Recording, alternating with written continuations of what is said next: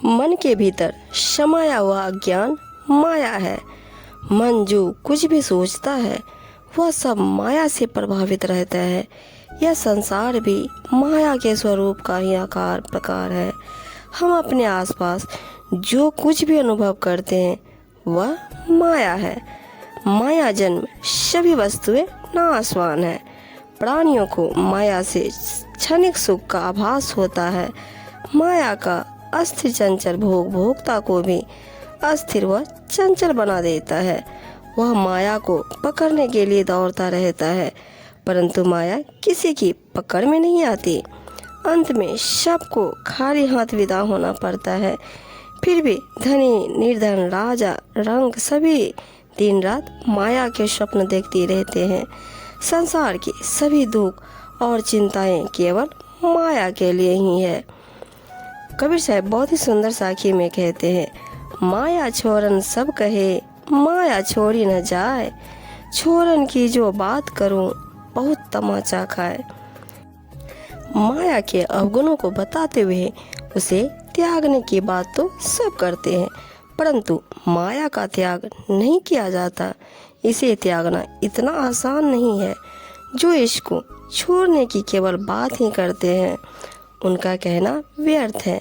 वे इस माया के चक्कर में बहुत थपेड़े खाते हैं। मन मते माया तजी यूं करी निकस बहार, लागी रही जानी नहीं भटको भयो खुमार। बिना सोचे समझे तथा बिना ज्ञान वैराग्य के अपनी मनमानी से माया को त्याग कर अपनी घर गृहस्थी से बाहर निकल गए तथा साधु संत का वेश धारण कर लिया, परंतु माया उनके साथ ही लगी रही और वे इसे समझ नहीं पाए। अर्थात उनके मन से माया की सूक्ष्म आसक्ति नहीं गई और वे व्यर्थ में भटक गए।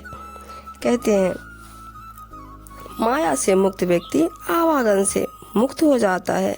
समझदार साधक माया के स्वरूप से परिचित होता है। इसके विपरीत अज्ञानी इन सारी बातों को नहीं समझता और दुखी रहता है।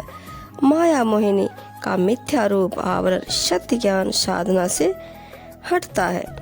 कबीर माया जात है सुनो शब्द निज मोर, सुखियों के घर साध जन शुमों के घर चोर। कबीर जी कहते हैं कि जाती हुई माया सबको अपना यह संदेश देती है कि सब लोग ध्यान से मेरे वचनों को सुनो। उदार हृदय से सुखी सज्जनों के पास साधु संत आते हैं, ऐसे में उनका सेवा सत्कार मुझसे ही होता है और उसका सुखद परिणाम उन्हें मिलता है।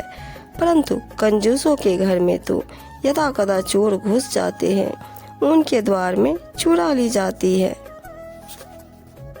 माया को छोड़ना कठिन है। कबीर जी के अनुसार माया सभी को भ्रमित करती है। यह आत्मा परमात्मा जीव तथा ब्रह्म के एक होने में बाधक है। इसी बाधा के कारण सभी दुखी हैं। लोग दुख को सुख मानकर और दुखी हो रहे हैं, जबकि माया का अजगर उन्हें निगल रहा है। माया से मुक्ति सद्गुरु की शरण में ही संभव है। माया मोहिनी है, इस मोह में पड़े हुए हैं। माया आवागमन का खेल खेलती है। संसार में लोग आते हैं और चले जाते हैं। साहिब जी अपनी साखी में कहते हैं, माया सब नहीं मोहिनी, मन समान नहीं चोर, हरिजन सब नहीं पारखी, कोई न दिसे और। इस संसार में माया के समान कोई मोहने वाला नहीं है और मन के समान कोई चोर नहीं है। सद्गुरु के प्रियवर ज्ञान उपदेशी तथा भक्ति साधना करने वाले सेवक जनों के समान कोई पारखी नहीं है। इस प्रकार का ऐसा कोई और नहीं दिखाई देता। सद्गुरु की शरण में आकर शिष्य माया विकार से मुक्त हो जाता है।